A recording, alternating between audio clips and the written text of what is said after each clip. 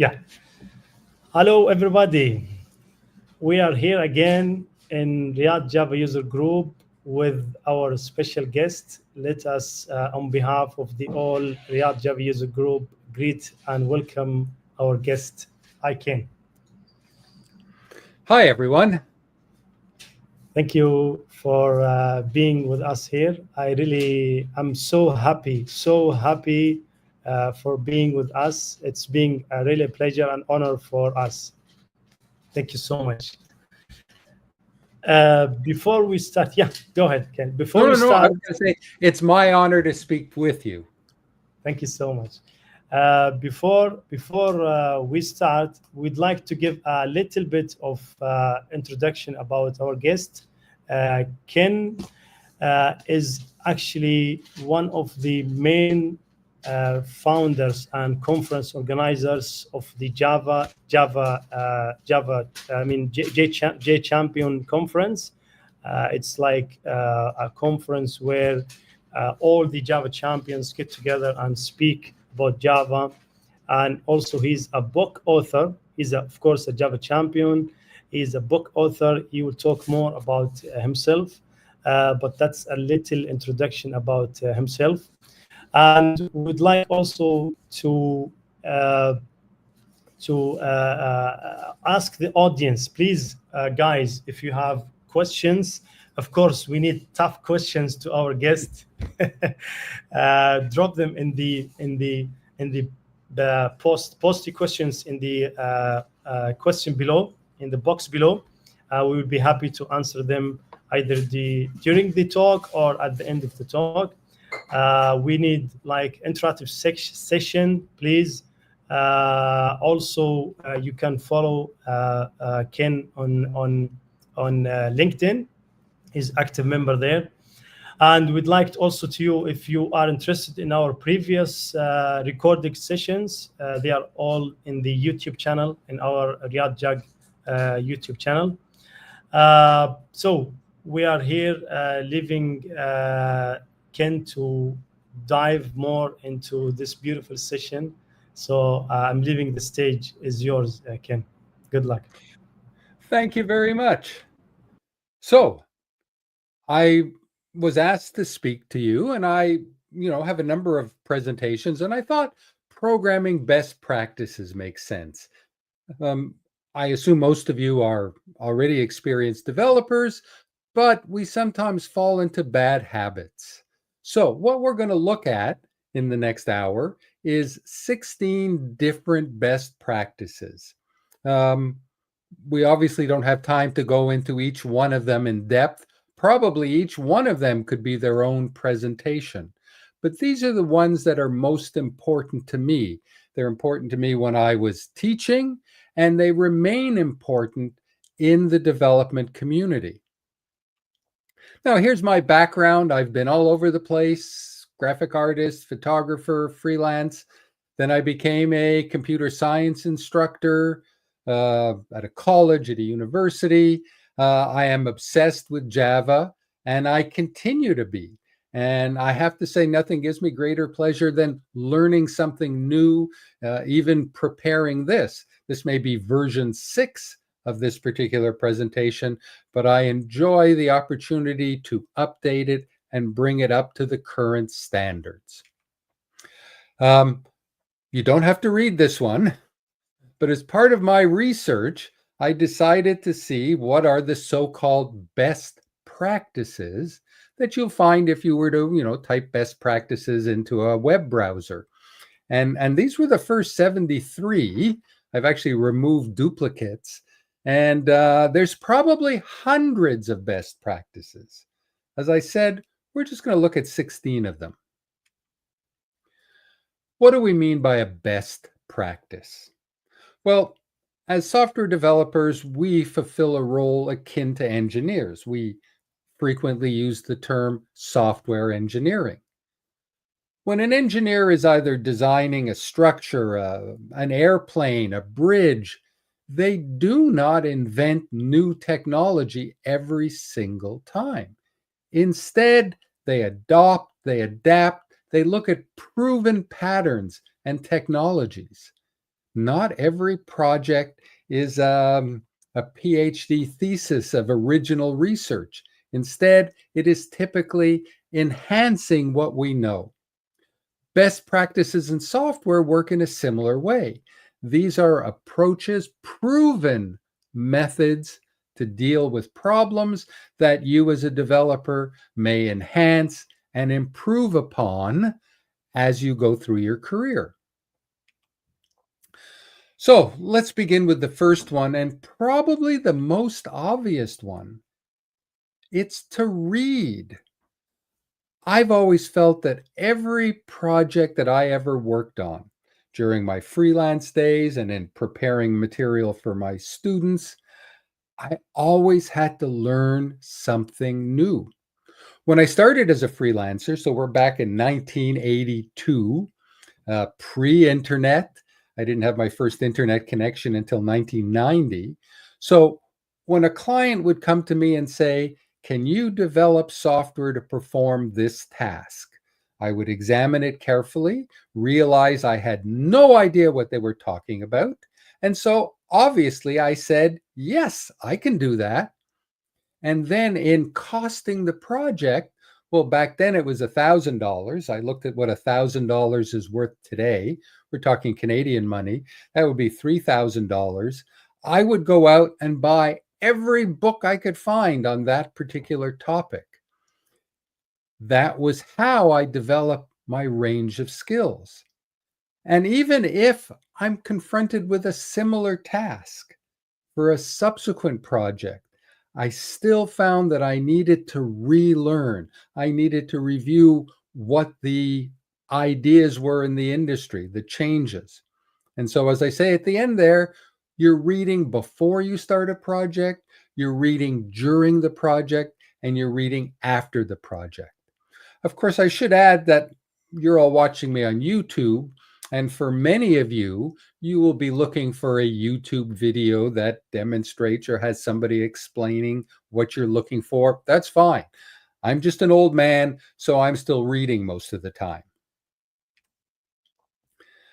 So you're reading along, you need to practice. You're going to find, especially in our internet age, that you are going to be inundated with code samples. There's 20 samples for every problem you're looking for. And something I would see in my students that was sometimes frustrating is they would copy and paste whatever they saw, maybe change the name of the variables in the hopes that I wouldn't notice, without any sense of whether or not it worked. Anything that you find, any code that you acquire in one way or another, you need to test it.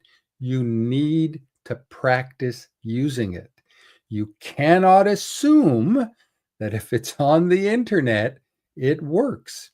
I was recently doing some research on exception handling, and I came across an excellent blog post. It all made sense, and there was sample code, and it didn't work. Now, I reached out to the author, and it turned out no one noticed that when the code went into the blog and then onto the web, it was changed. So, again, recently I saw that everything you read isn't true. Next, of course, in this list is refactoring. I'll tell you the story in a moment, but what I mean by refactoring is the recognition that once you've written code, that doesn't mean you're done. There was a story, and I like to relate this, of a young developer who was teamed with a luminary. And a luminary is somebody who is famous, probably written a lot of books. And he joined this hackathon and was teamed with this young developer. And the luminary was very clear. This was all about making their program fulfill the requirements. It had to give the required answer. It had to meet the particular task. Code quality, out the window.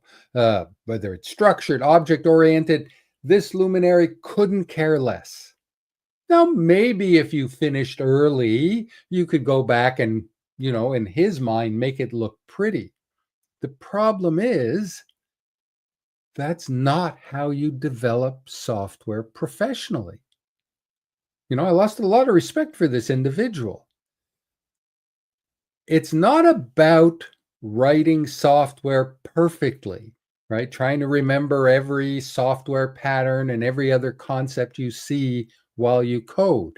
It is a recognition that the coding process is iterative, that you are going to go over the code numerous times, reorganize, refactor it, ensure that it works as expected and can, last the test of time, can continue to function well for as long as it needs to. The other point about refactoring is, these are kind of, givens you see in books. Code quality needs minimal refactoring. Poor code is resistant. Well, that's true. But one could say that poor code is more demanding of your refactoring. I've written this little story here, and I know a number of people in the industry here in Montreal, where you go up to a manager and you say, okay, we've done a proof of concept, we can achieve the results the client wants, to which the response is, great, you're all done, perfect, time for your next task. But the real point now is, okay, we've proved that it works. Now we need to refactor it. This is code that's going to have to be maintained, that in all likelihood, someone other than you is going to look after that code. And then, of course, you hear the classic line from the manager. Actually, I hope none of you do. Well, the budget, the company policy, the manager's incompetence does not support refactoring code that works. And of course, your response is not again. Comments. Ah, yes. If there was any of these best practices that I have received a fair amount of blowback on, people arguing with me, it has been comments. I like to say, in that first line, which is a little weird, what might happen if you read your code out loud on a street corner? We sometimes see or we hear of people, politicians or other individuals on a street corner espousing their particular ideas and thoughts. Well, what would happen if you stood on the street corner and read your code out loud? Would anybody really understand it if they did not have a background in software development? Well, yes or no. For many people, the solution to this problem is self-documenting the code, right? That, any developer should be able to read the code and understand exactly what you were trying to do. Not to say you shouldn't strive for that. The problem here is it's not enough.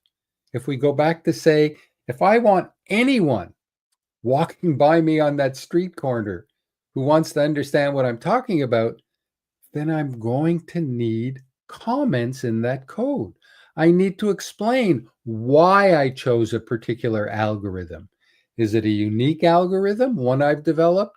Then maybe I should include some detail, some information. Generally, comments are just, I did this, I did this, I did that. Comments should also tell you why you did things. I've always had my students, and it's what I look for whenever I'm looking at code online, is I expect there to be at least 3 areas where comments, in my mind, are mandatory. First of all, in an object-oriented approach, we put a comment before each class. You want to describe the purpose of the class. What's it there for? Why you coded the class. Were you using a software pattern? And what's the best way to use it? In some cases, this might even result in the comments being longer than the code. Then there's the comment block before each method. What's the purpose of the method? Who's going to use it?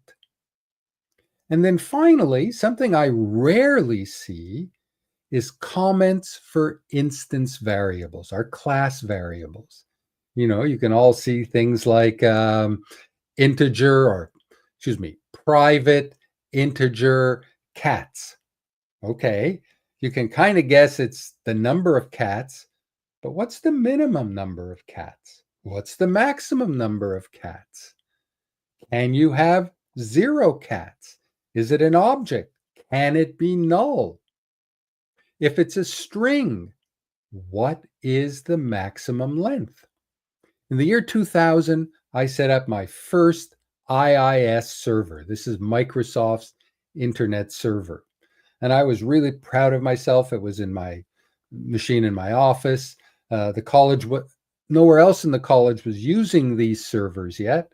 Set it up. It was off and running. I went to a meeting.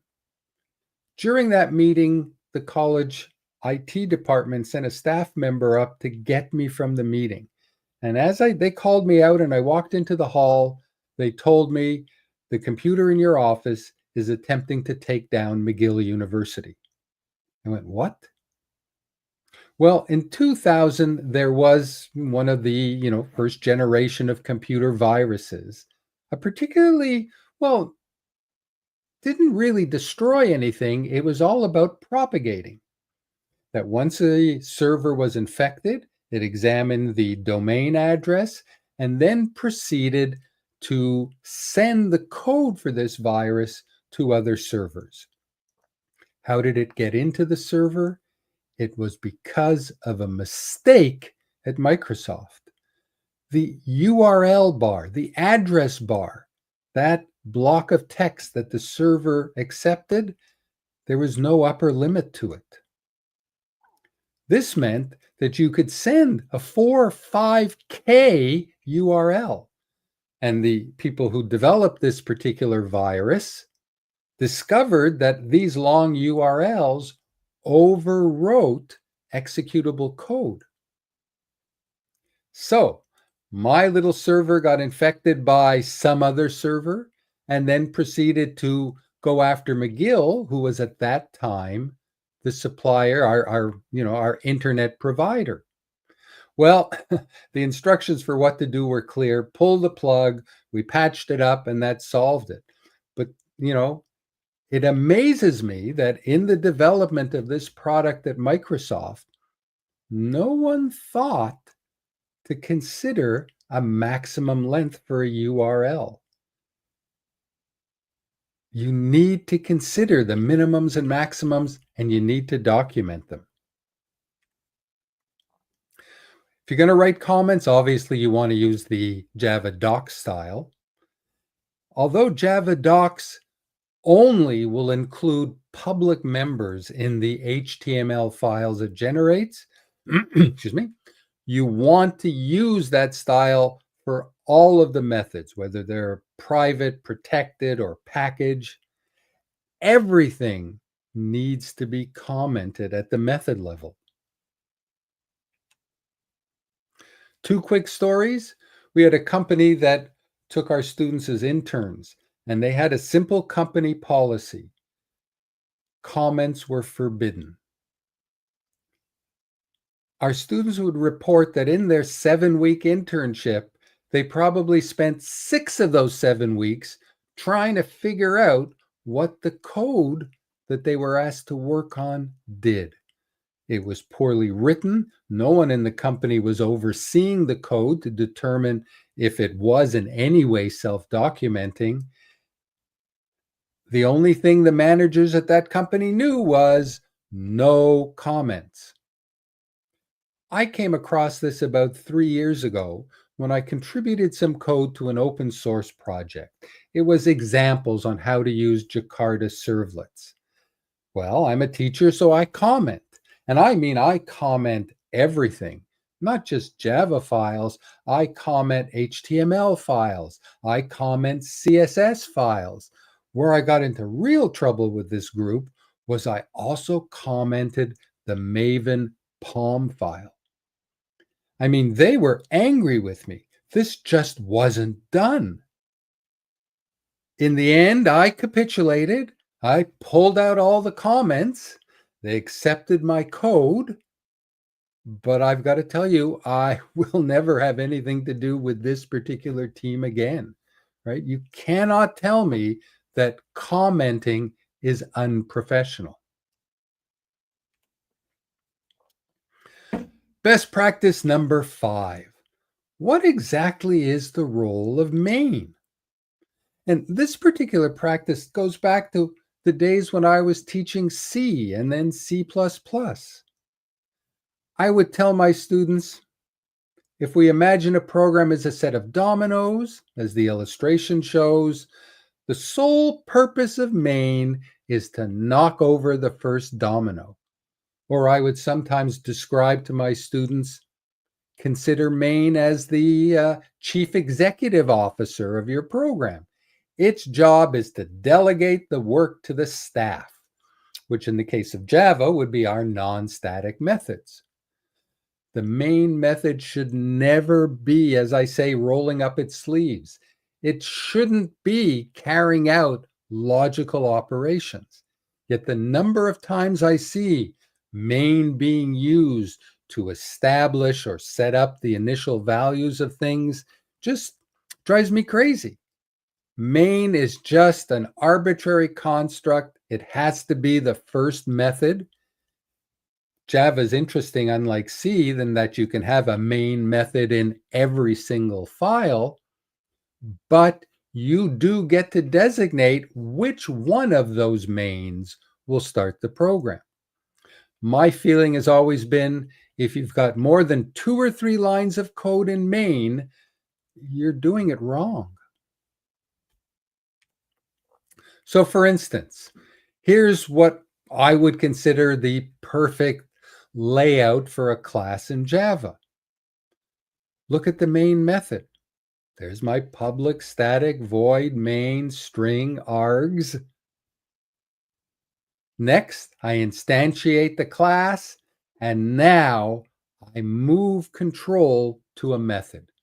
In this case, it's perform. That's an arbitrary name. It seems to make sense to my students. Be careful that you don't use the constructor for anything more than constructing, initializing variables. Use your public and then your support methods, your private methods to do the work. Occasionally, I will put a system.exit in main. This I usually do in situations where, due to multi-threading, I want to ensure that when main ends, so does the program. And that's not always the case. New things in Java. We finally get rid of public, static, string, args. This new format, which I must admit requires you to enable preview. I'm using Java 24 now. I've got my fingers crossed that in Java 25, this will be made standard. But the fact that every Java program, with the exception, obviously, of web-based programs, servlets and so on, but all the others always have to say public, static, void, main, string, args. Even if you're never using the string args, finally the JVM goes, you know what? Void main tells me what the rest of this is. And I do hope you're all using var as well, but that's another story. There is one exception. There's always exceptions, though not the kind you handle, but a time when you can and you probably will put code in main, and that is if you are teaching the language. What you see there, that particular block of code, is a complete Java program.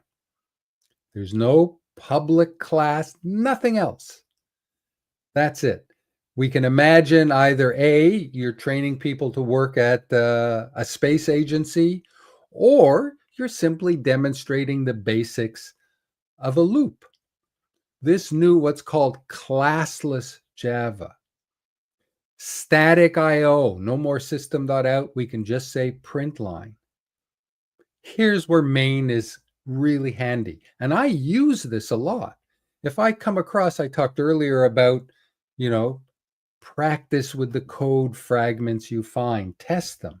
You no longer have to build an entire project to be able to test 5 or 6 lines of code. You can use the classless syntax, the classless style to test that code before you put it into your production system.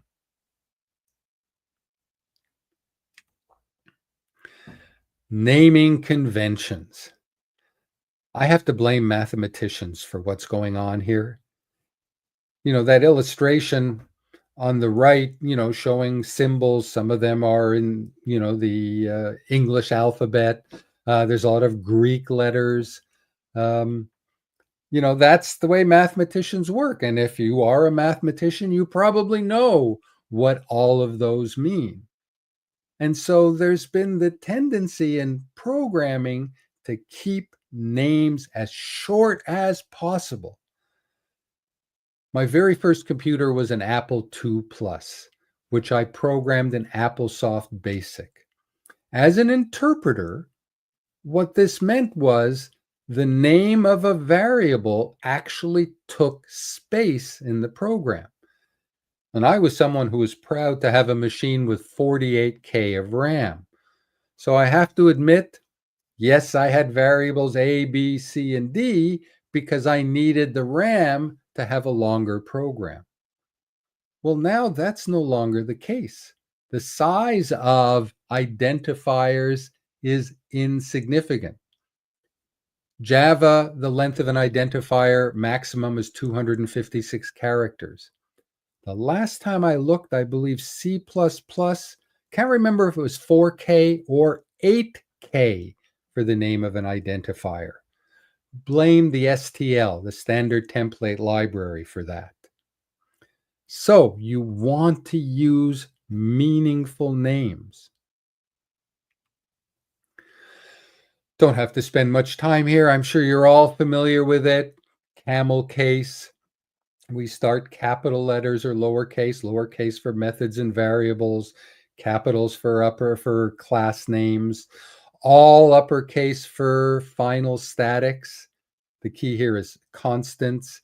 And finally, if we're doing all uppercase, we use the underscore to allow us to recognize the words in the title. I've always been fascinated how camel case, when we see something like moose count in forest, we see that as 4 different words, even though there's no space between them.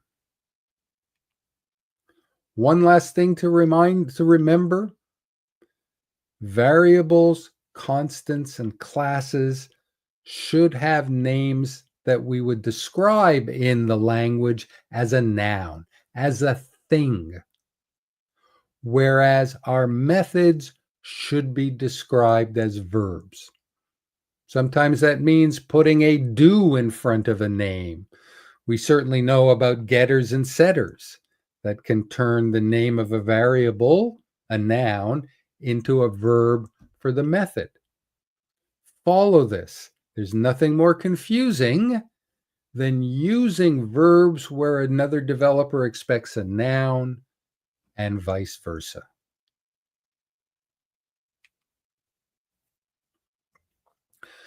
Some years ago, Hungarian notation was popular. If you're not familiar with it, it came to us through Microsoft. One of their developers came up with this notation, and because of his origin was from Hungary, the company decided to call it Hungarian notations.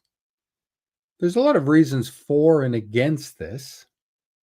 At one point, I did make that part of my Java teaching. I thought it was cool, right? You could look at a variable anywhere in the code and know immediately what type it was. I did this for a couple of years, and then I came across an interesting article that pointed out the problem with Hungarian notation. And I should point out it's still used widely in the .NET universe. The problem is refactoring.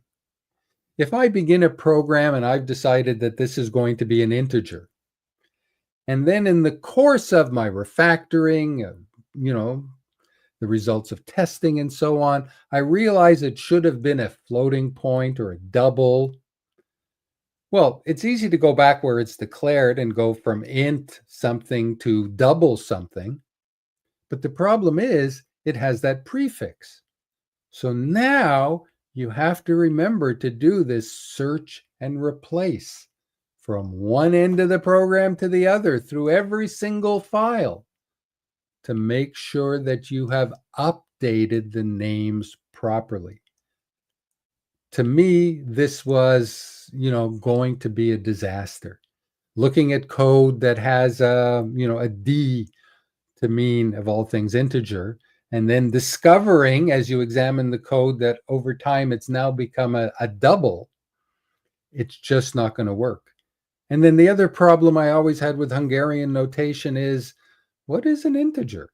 Is it an I? Is it an N? Is it a D? I can't tell you not to use it. If you're comfortable, you understand it, by all means. But as I say, be vigilant. Be very careful how you use this. And obviously, the moment you change the type of anything, you're going to have to review all of your code. Best practice number 7, testing. So my first little block there is kind of nasty. I say, if you aren't using a testing framework, then consider looking for another job. As a teacher, and I would teach courses in the final year of my program, and I would make it clear to my students that anything that they submitted to me had to include unit testing. In some cases, I would give them the range of values I wanted them to test, or I left it to them. When they would submit their code, the first thing I would look at was their unit tests. And if I didn't think that they were testing sufficiently, I would send the code back without looking at what they were really working on. They had to demonstrate to me that they have discovered, they have looked into their code and feel comfortable that the result coming back is appropriate. Though be careful here. I've seen many a situation where a developer will go, oh, this is public. All of these are private. Oh, I better make all the private public so I can test each one of them. That's opening up again a potential flaw. Are you going to remember to set everything back to private? Whatever public method is employing a private method, you have to be able to recognize in that public method that something went wrong in the private. Any method that changes the state needs to be tested. If you're creating user interfaces, then you probably want to use some user interface tool, things like Selenium and so on, to ensure that the user interface is doing what you want. But for the most part, you're interested in results. Are my methods doing their calculation? Are they retrieving the records that I expect from my database? Something else I see far too often is people using main to do tests. Tests are something that, once they're written, should remain part of the program. We know that in terms of how programs are organized, the folder, the package organization, testing is a separate branch. Your test code is run during the test phase, and then when you go to production, the test code is not executed, but it remains part of the project. You're going to start testing things in main. You're going to be constantly, oh, okay, this is good, delete it, let's try something else. As I like to say there, when the boss asks you if the code is working, the reply should always be, once the code passes the tests, I'll be able to tell you. Now, don't confuse unit testing with integration. There's a whole range of testing frameworks. My son manages a QA team for a software house in Montreal. They do mobile developments, and he's at the very last stage. He has a team of, he has a staff that simply, well, pretty much sits on their phone and tries to find everything wrong with the program. That's generally not what your developer is doing. You're interested in, do your methods give you the results you expect? Best practice number 8, software patterns. A lot has been written in this. We know that software patterns and the whole concept actually comes to us from architecture. Back to the very first slide where I talked about how an engineer doesn't reinvent things. You don't reinvent the wheel for every project. If an engineer is going to or assigned the task of building a bridge, he or she is going to look at the different patterns for bridges, a suspension bridge. I don't know enough bridges to list all the different types, but rarely, if ever, does an engineer go out and say, I'm going to invent a new way to span this river. No, they're going to select the best pattern for what they're trying to do. You have to take these things seriously. You need to read as much as you can about patterns. Look at your own code. Can you recognize that you've used patterns? In the world of object-oriented programming, we have SOLID, which is the name of 5 specific patterns that should be kept in mind while you're developing your software. There are 2 patterns that you should avoid. The first is the kitchen sink pattern, the mistaken belief that you can solve any problem by adding more code. Doesn't work, more code. Oh, it doesn't work in this situation. Oh, let's add code for that situation. And things get out of hand. The other problem is what I call the stream of consciousness pattern, where you write code as you think of things. Oh, I need some input. Oh, let's write some input in this method. Oh, I need to process it. Oh, I'm right next to my input. Let's process it here. Ah, I think I have to display the answer. Let's display that here. I'm coding as I think. No, you need a plan. You need a proper pattern. I have 2 patterns that I like, that I always consider: separation of concerns and single responsibility principle. Separation of concerns I apply towards classes. What is the role of this class? Is it interacting with the database? Is it presenting the user interface? Is it doing the mathematical calculations? If I have a class that calculates financial formulas, I will not have any UI in that class. That's a different concern. Single responsibility, now we're looking at the method level. As much as possible, you want your methods to carry out a single task. Sometimes, well, if that task is one line, okay, I can combine it. I leave it to you to make those kind of decisions. But if you're uncertain, then that line belongs in its own file. Some years ago, I was brought into a company to provide instruction in C++. They were a Fortran house. This shows you how old I am. And it was interesting the type of software they developed, because they took single responsibility to a level I had never seen before. Every Fortran function was its own file.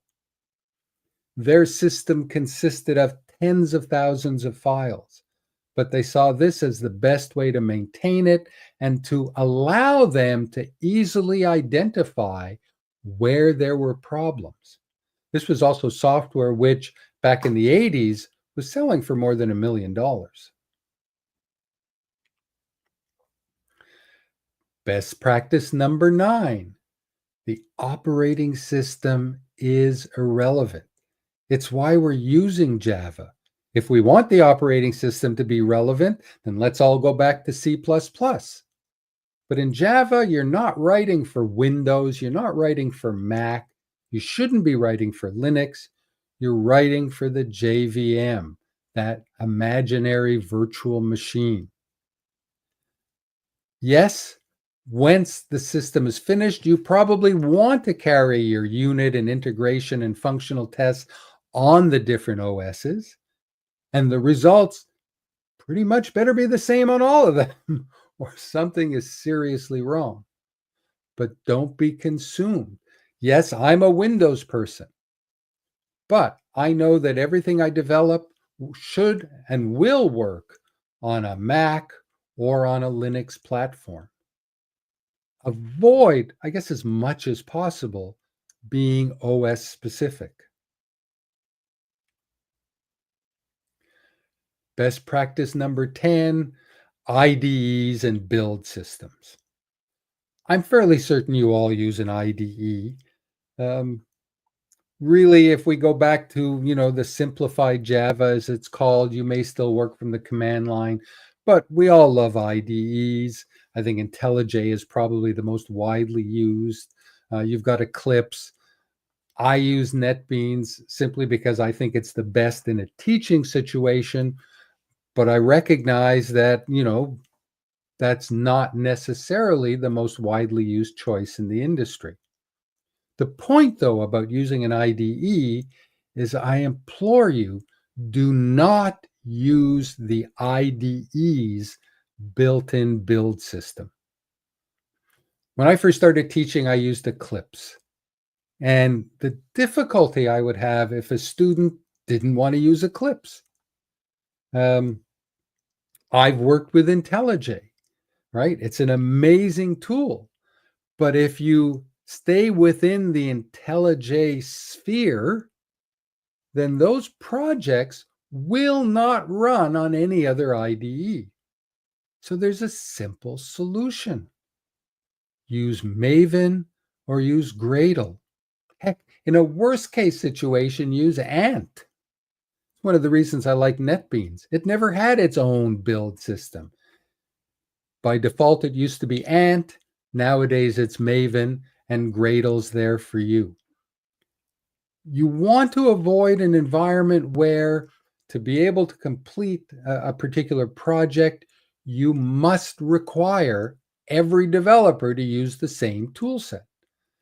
I find that IDEs and tools like that somewhat are very personal. So most people love IntelliJ. There's a lot of people who don't love it. They can't be excluded because of the IDE they've picked. But if everybody's using Maven, when I have taught, especially at the university level, and since the pandemic, almost all online, there's no longer a lab where I can make sure that every machine has the same IDE. My students are, they read something on the internet, they're using IDE X or Y or Z. What I do enforce is that they use a standard external build system, more often than not Maven, but Gradle's just as good. Here we have a three-parter on exceptions. I used to love exceptions. I still do, but we're confronted with the question of checked versus unchecked exceptions. So any exception derived from the exception class is checked, and so you are required to call that method in a try catch. Right? You must. And if you don't handle it, then you have to add a throws clause. Problem with a throws clause is it tends to mess up the method signature. The world of .NET began with checked exceptions. They're now all gone. There are no checked exceptions in the .NET universe. Spring, the most widely used framework today in the Java world. All of their exceptions are runtime exceptions. You decide, do I want to handle it or do I want to ignore it? Especially in the initial development, actually ignoring exceptions can be invaluable, because this way, when things go wrong, your program's going to end, crash, do something nasty, and you know there's something wrong.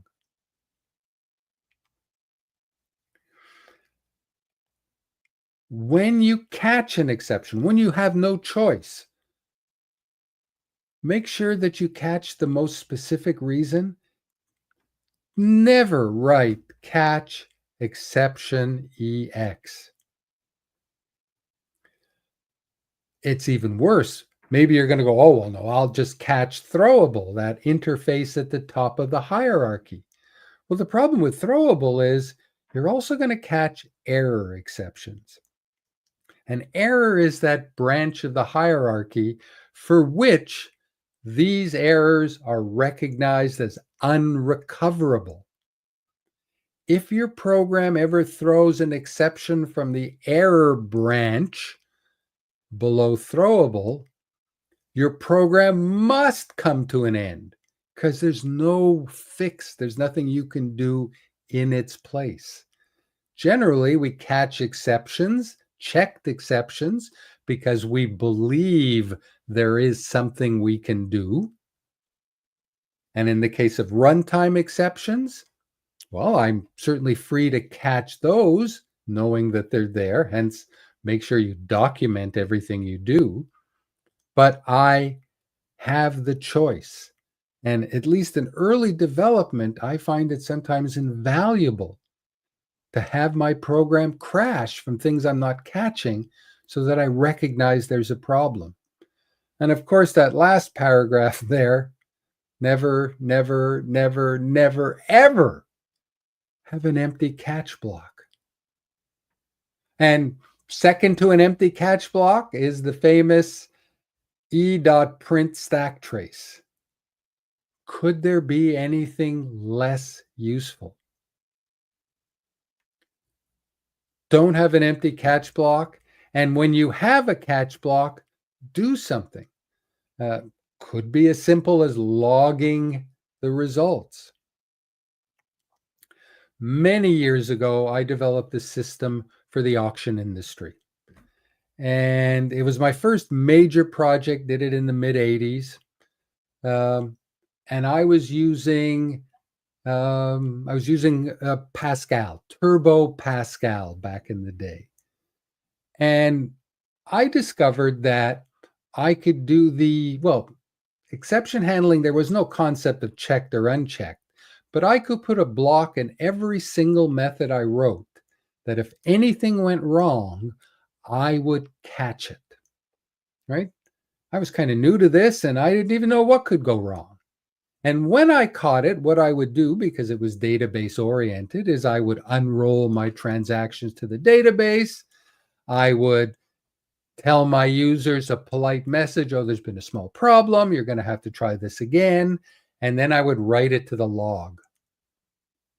And for the first 3 months that this system was in production, I visited the client every day of the week, quietly went to a machine and read the logs, found the flaws, fixed them. And by the end of that 3 months, everything worked.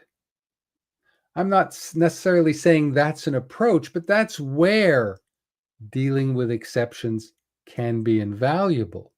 But you don't want them to hide problems from you. And then the last part here is try with resources. I love this one. The number of times I would have students or talk to people in development saying, gee, I've run out of connections to my database. My database only allows, if you're thinking of MySQL, a basic server, you can only make 20 connections to it. I can remember getting messages, even phone calls. They tracked down my phone number on a Sunday night saying, I'm trying to finish my work, and the database says I have no more connections. Well, of course, what happened is their program crashed. And when the program crashed, it left the connections open. And MySQL had a 30-minute timer before it closed them. Try with connections, a try with resources ensures that even if something goes wrong, even if there is that exception in there, the connections or any objects instantiating in the try component will be closed. Anything that uses the closable or the auto-closable interface will always close its connections.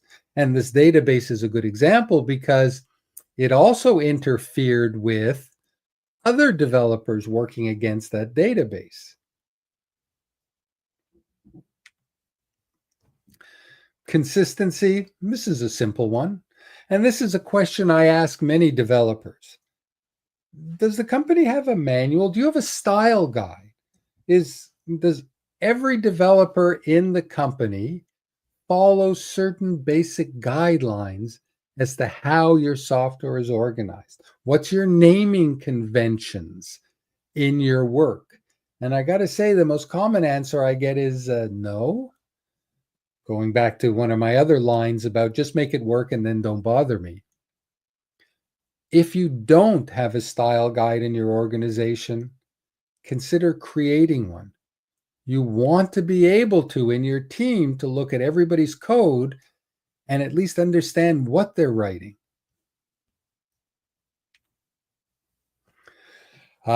Static. When I moved from C to C++, and C++ was always an interesting language because in its original goal, it was designed to allow C programmers to continue writing as if nothing happened. And then one day they could start using objects. At the same time, static variables, because they had nothing to do with the object memory model, you didn't instantiate them, they were there, they were available. It was also considered a way to deal with performance issues, things that didn't work the way they were supposed to. Things are different in Java.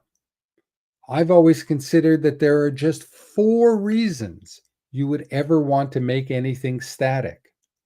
The first is methods of a general nature. And here's where the math library is a perfect example. If I use math.pow or math.sign, it gives me no sense of why I'm doing that. There's a good reason for static. Variables that are meant to be messengers between instances of the class. The best example is a singleton, where we use a static variable typically to count the number of instances. And if that count ever goes over 1, we refuse to instantiate it. We also see static components in functional programming and in any situation where I have a constant that needs to be shared between different classes in a project. There's another good place to use static. Otherwise, keep your hands off of it. 14, don't be too clever. This is just a silly piece of code, but what the heck am I trying to accomplish? Being a developer is not a competition to see who can write the most complex and confusing code in the least number of lines. You come across principles like KISS, keep it simple, or dry, don't repeat yourself. Keep your code simple. There's no award at the end for the most complex and clever code you could write. Well, let's take a look at some code because you can't have a presentation without code, specifically loops and streams. So I'm going to switch to my IDE.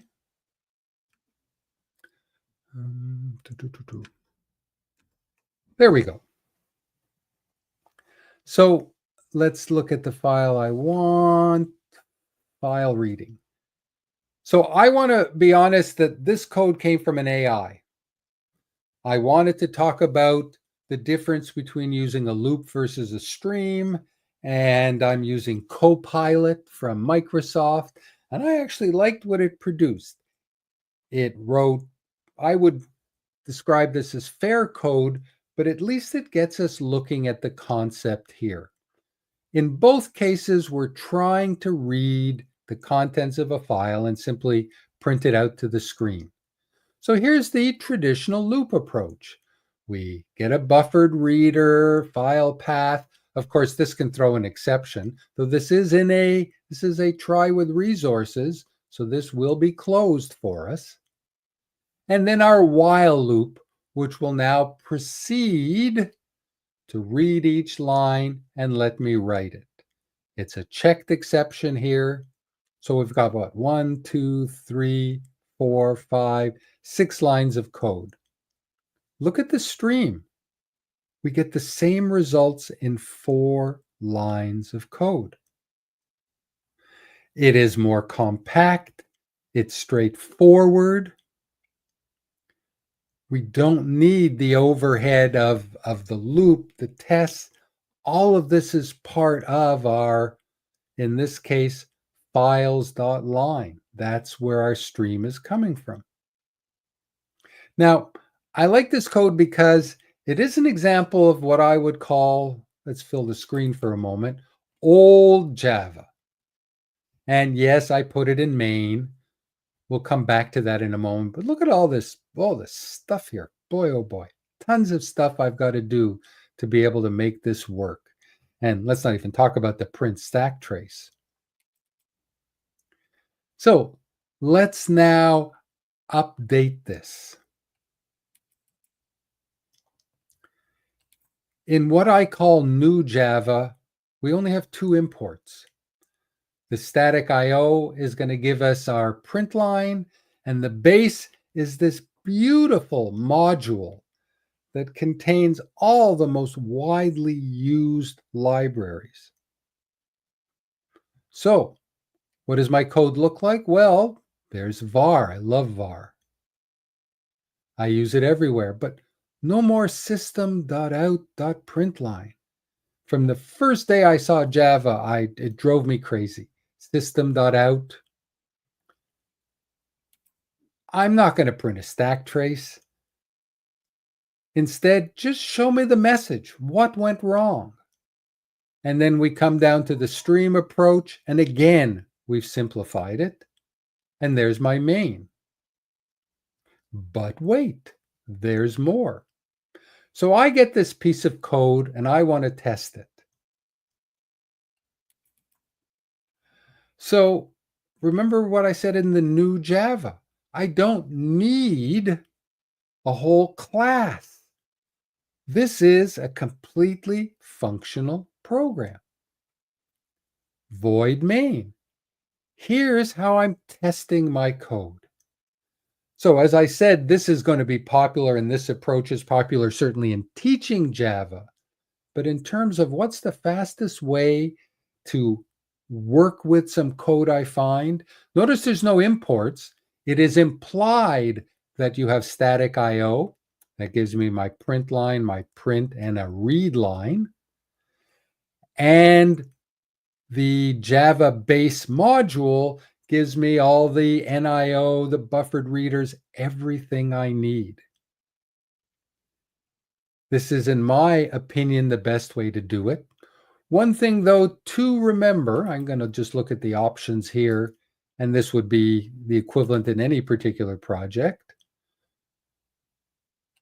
Let me find my compiling. Oops. I'm looking for, there it is. For the moment, we still need enable preview for all these good things.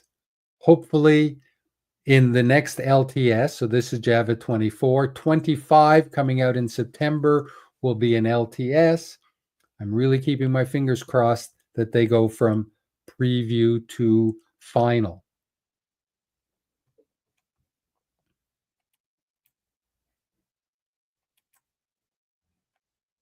So And given a choice, your preference is always going to be streams rather than loops.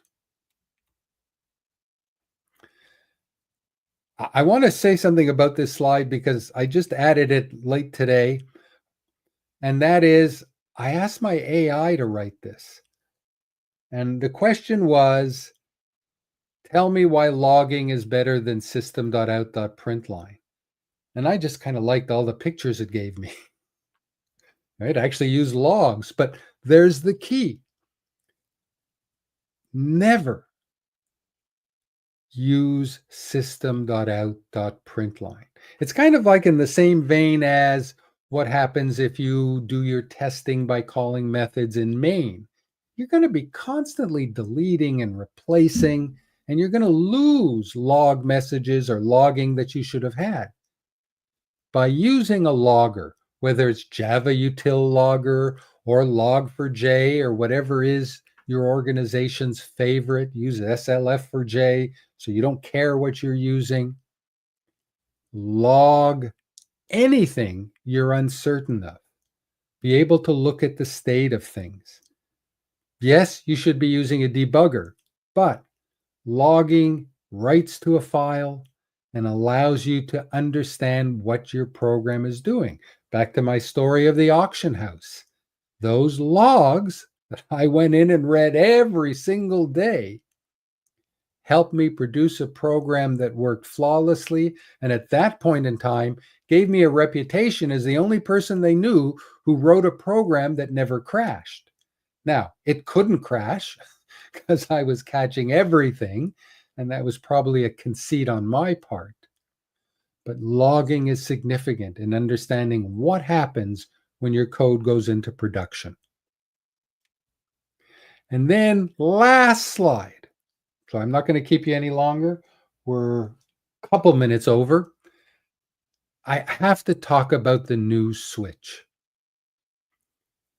I programmed professionally in Visual Basic 6, and it had what's called a select case. And the key here is there's only one thing to get from this is it uses a principle of pattern matching. So if the value of code is an integer, so they're all looking at the same one, then I can say when, here's the magic, I can finally have a range in my switch.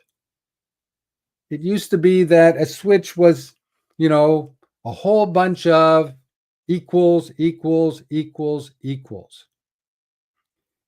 It was unchanged from C and C++, and it existed this way because of the machine language used in processors starting from the early Z80s all the way to today's Intel and AMD processors. Finally, we can use ranges in a switch.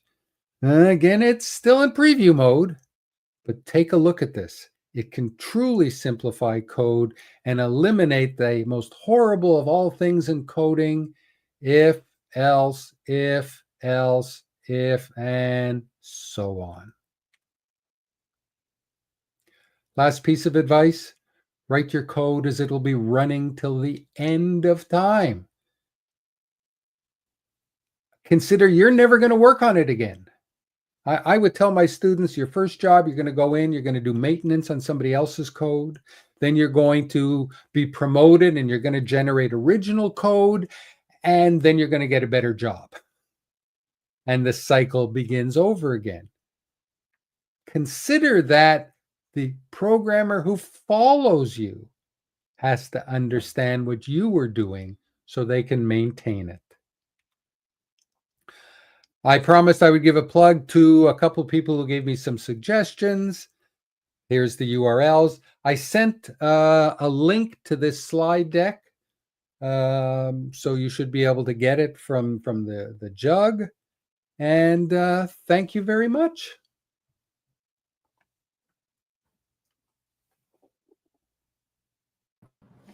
Thank you so much, Ken, for this amazing advices and recommendations. for the best practices. Personally, I've been like reading a lot about best practices, but those practices really surprised and astonished me. Never really came to my mind. Thank you so much for this amazing presentation. It was my pleasure. Would you mind if we take some couple of questions here, please? Absolutely. Okay, thank you so much. Actually, that sounded wrong. No, I don't mind. English is a funny language. Yes. With regards to the comments, how do we balance between the lengthy classes and the comments? So sometimes if we open a class, the class is already lengthy, and if we like add more comments, so it's gonna be like lengthier. So what's your piece of advice? That's actually easier than you think. Every IDE has the ability to collapse comments. So that, the comments, you'll see the first line, or you'll see a star in the IDE, and they're out of the way. But you are right. If we couldn't get rid of them, that would drive people crazy, because as I've suggested, in many cases, the comments are longer than the code. So the ability to collapse them, so you can study the code, and then once you've looked at it, did I understand what that meant? Okay, let's open up the comments and see what was said. Yeah. So like it is like must to have comments, right? It's no way to neglect it. I can't think of a reason why not. And just going back to some of the last things I said, rarely are you going to work in a company till the end of time, till the end of your career, right? Yes. Other people are going to follow you. We all have our own styles. It would be nice to say that we should all write code exactly the same way. Not going to happen. But it does mean that we have to respect that the person coming behind us, or after we leave, or someone else on the team, may not see things the same way we do. That's where comments come in. As much as we want to self-document, we also want to explain, and in some cases, why we did something a certain way. Yeah, absolutely. 100% agree. 100%. Thank you so much. There is another question, but I'm not sure is it related to the topic, but there is a guy called Lima dropped this question. He says, when working on domain-specific code, how much context should we assume a developer has to the specific knowledge for that domain or industry? Well, you heard me say about in the early days of my career. So these were the days where the IBM PC was just coming out. I think the Mac also appeared around 1982, 83. So I was constantly confronted. I wrote a human resources system for a major corporation. I never worked in an HR department. I wrote a system once that diagrammed drilling in an open pit mine. So certainly some experience with domain can be invaluable. But this goes back to number one, read. I believe that as a programmer, you do have the skills and the talents to learn domains. Now, there's going to be exceptions. Certainly, if somebody asked me to program a surgical robot, I probably will turn that one down. But if, I'm dealing with managing inventory, or I'm dealing with, database and stuff like that, I will, in many cases, say, yes, I can do this, right? And when I figure out, okay, how long should it take? As I did with, when I would budget, I would start with, okay, every project I began with was $1,000, so I could buy the books, and at least a week, if not more, for me to learn what was necessary to understand the domain. But except that some domains can be quite complex, either because of the mathematics or as I said, the life and death aspects of it, you want to maybe turn those down if you don't have experience in that.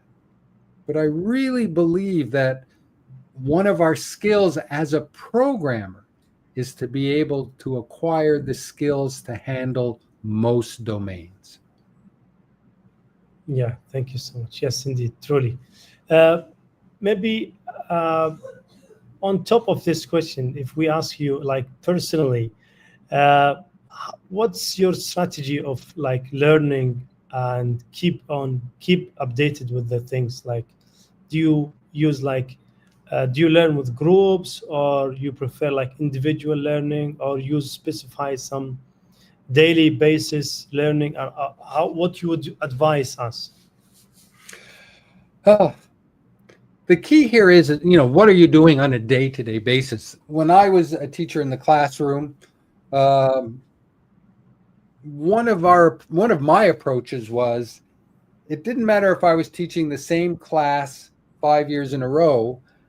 Every time I was giving that class, I was researching it anew, because what I thought was the best practice last semester could have changed. Myself personally, I'm a reader.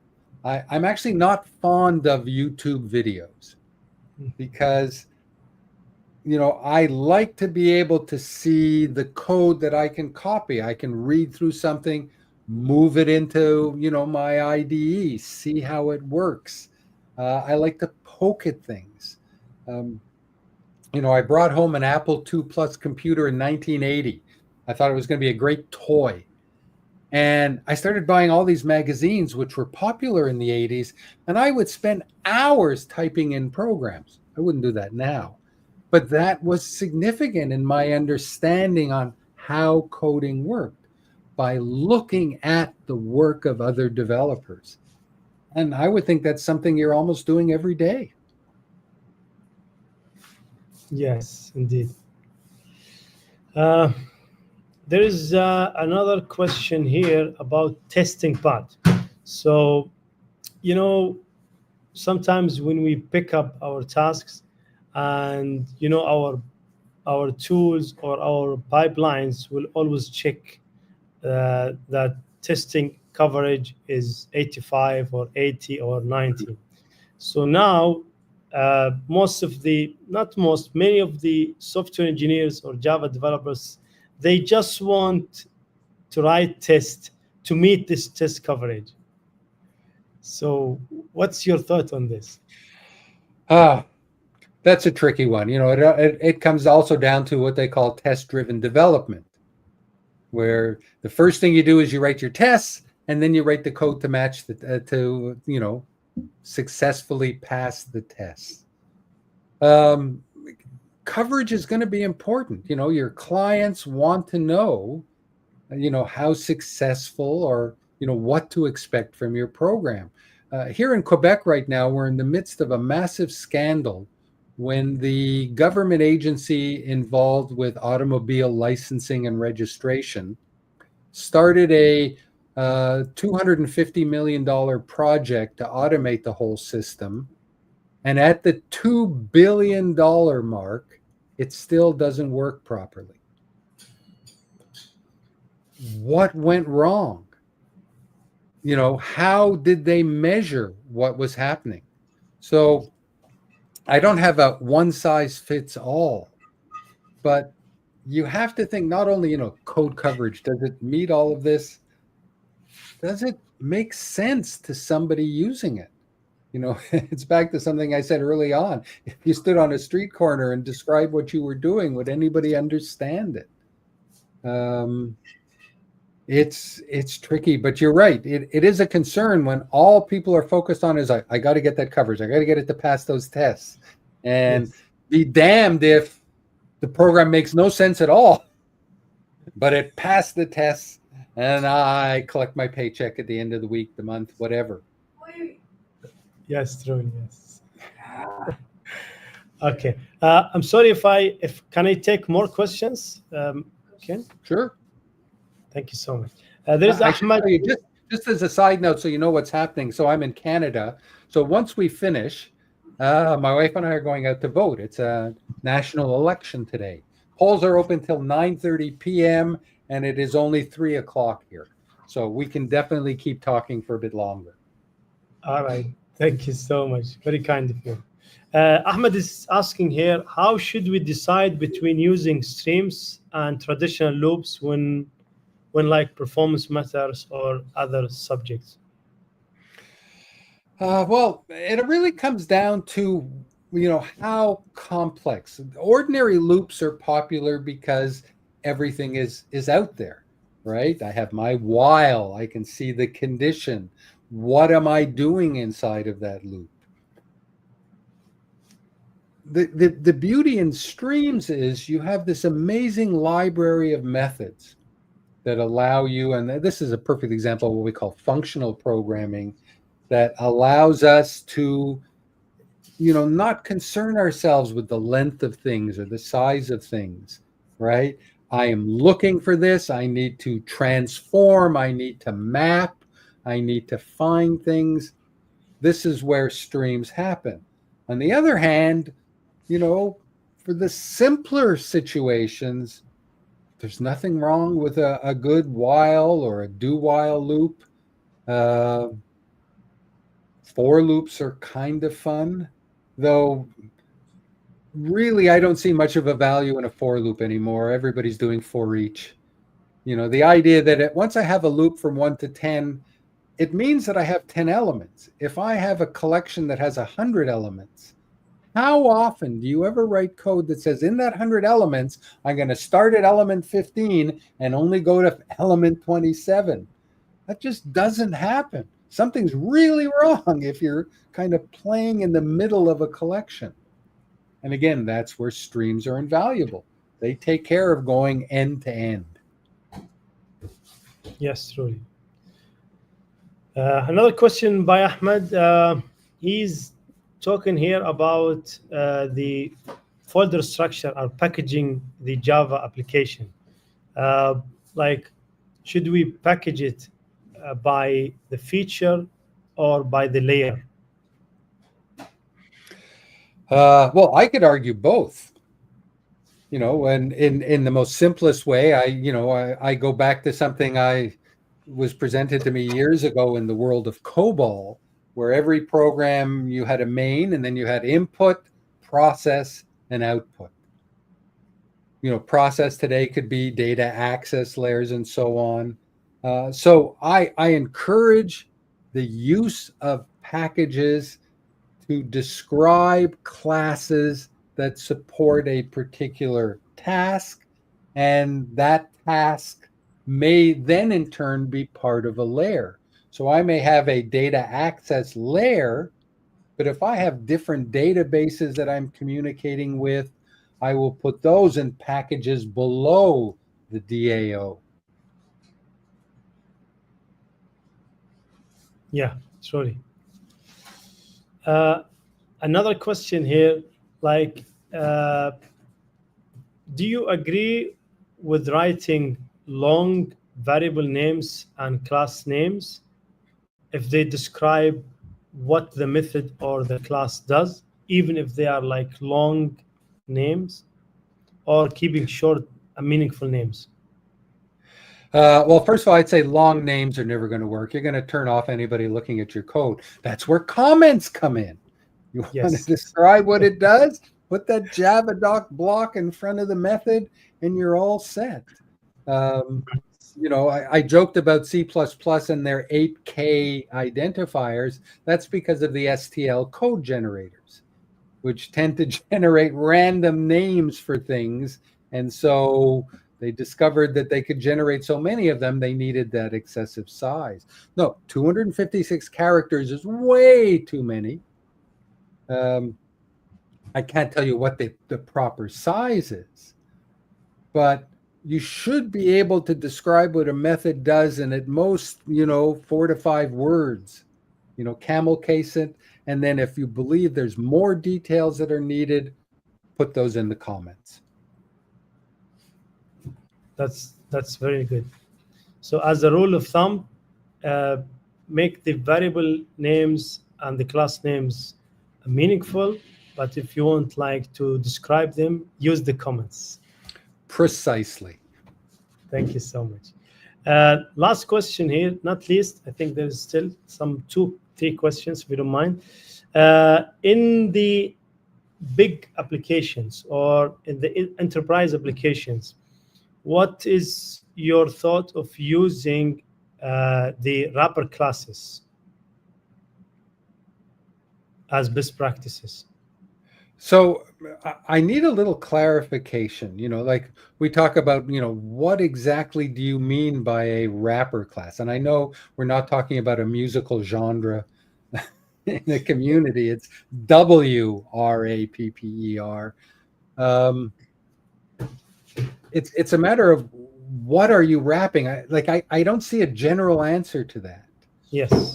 Let me give you an example of, my recent reading. So this idea of checked versus unchecked exceptions. So what has happened in the Spring framework is because they interact with the Java library, which has a lot of checked exceptions, they've wrapped all those exceptions in runtime exceptions so that they, from their perspective, do not have any checked exceptions in Spring. So to me, that's an example of where we do wrapping.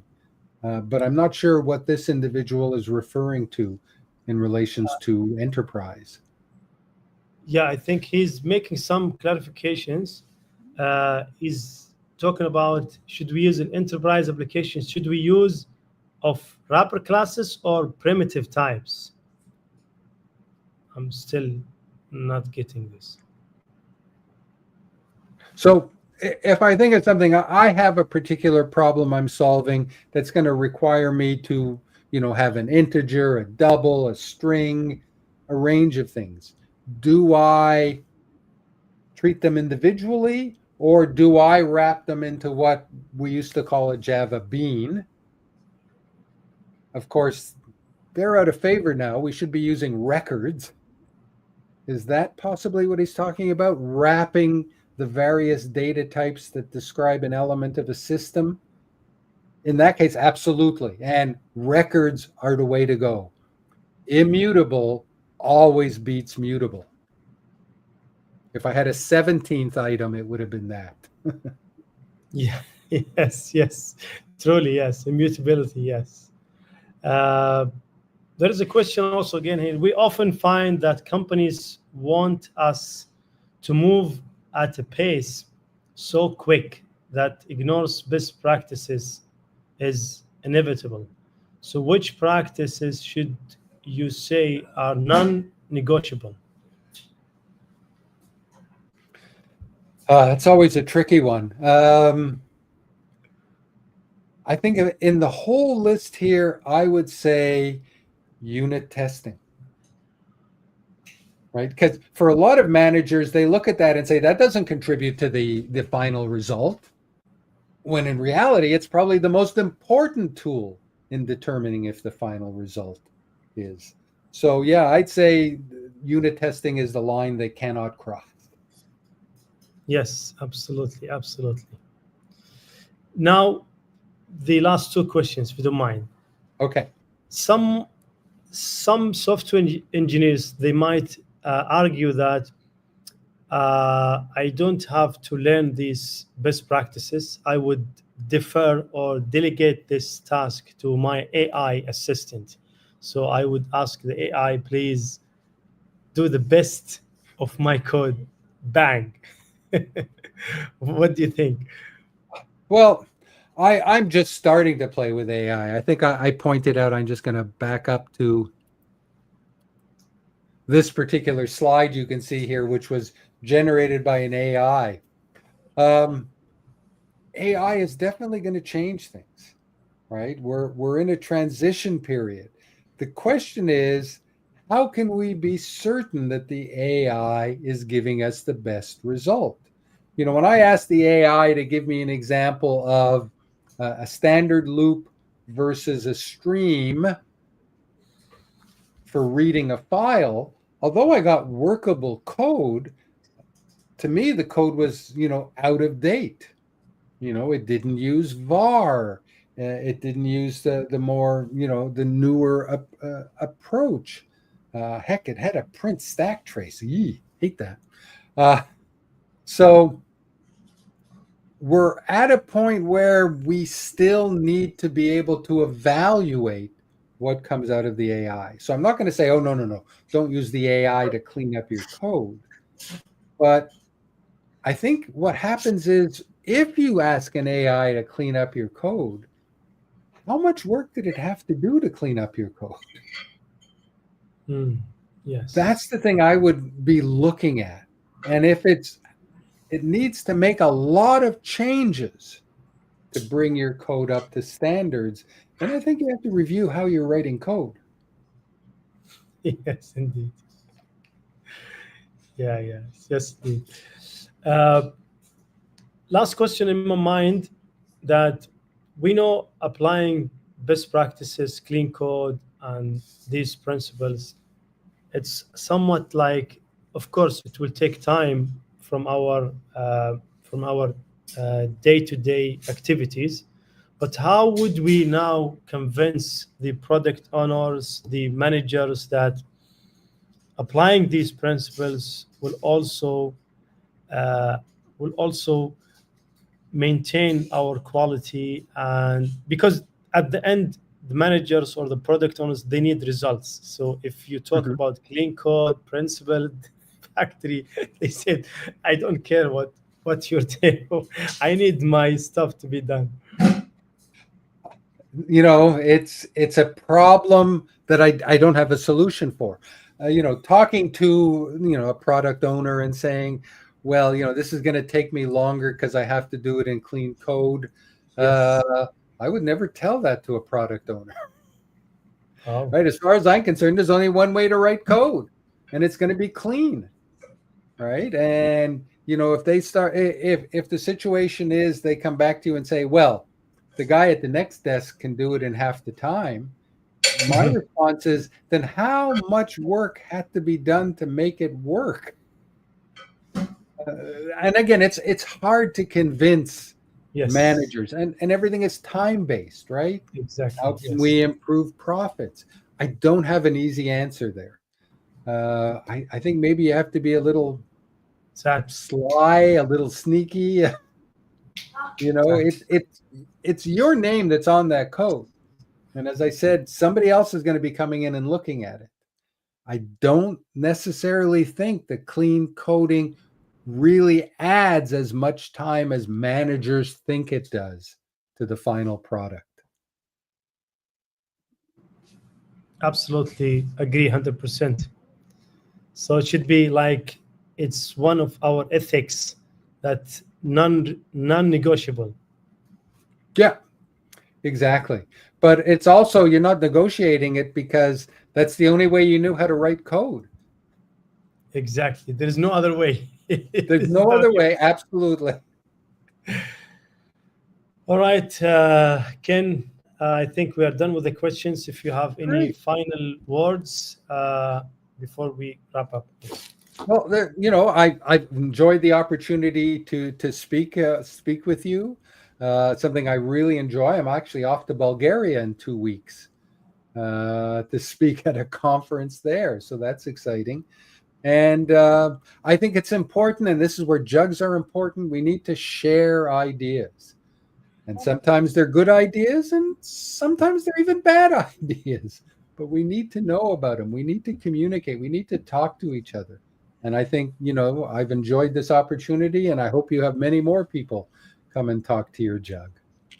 Yes, definitely. We've been like scheduling monthly basis. On behalf of the whole Riyadh, on behalf of Saudi Arabia, I would like really to extend my pleasure. Thank you so much for your kindness, and thank you so much for accepting our invitation. We really enjoyed a lot with these best practices. Great. Thank you so much. Bye to everyone. And I'm not sure if I'll ever get a chance to visit Saudi Arabia, but I'll look you up if I do. Yeah, sure. I'll be like, it's our honor to visit Saudi Arabia. Just give me a ping. You will be my guest. Yeah. And if you're ever in Montreal for some unusual reason, I'm always around. Thank you so much. Take care. Bye-bye. Thank you.